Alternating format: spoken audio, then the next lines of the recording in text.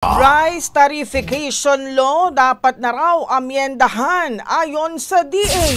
Brigada Jigo Boy Custodio, ibrigada mo. Brigada Live Report. Nagbabala si Agriculture Secretary Francisco Chu Laurel na maaring humantong sa pagbagsak ng industriya ng palay sa bansa kung hindi agad aamyendahan ang Rice Tarification Law. Aniya, masyado nang pinapabura ng kasalukuyang batas ang pag-angkat ng bigas na sumasakal sa lokal na produksyon at nagpapahirap sa mga magsasaka at millers. Iminungkahi ni Secretary Laurel na limitahan ang rice imports sa sukat ng kakulangan sa supply at buffer stock na sapat sa 2 hanggang 3 buwan o katumbas ng 750,000 hanggang 1 milyong metriko tonelada kada taon.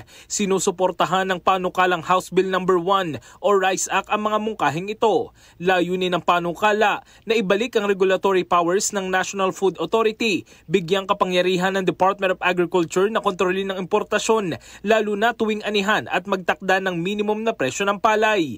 Makikipagpulong rin ng kalihim sa mga leader ng Kongreso upang tiyakin ang suporta sa pag-amyenda ng RTL na ipinasa noong 2019 at nagbukas ng malawak na importasyon ng bigas mula sa pribadong sektor. Bagaman pinalawig ang Rice Competitiveness Enhancement Fund hanggang 2031, hindi pa rin ibinalik ang buong mandato ng NFA sa pamamahala ng merkado ng bigas. In the heart of changing lives, ako si Brigada Jigo Custodio ng 105.1 Brigada News of Manila, the Music and News Authority. Ang bahaging ito ay hatid sa atin ng Drive Max Coffee. Ligayang tuloy-tuloy.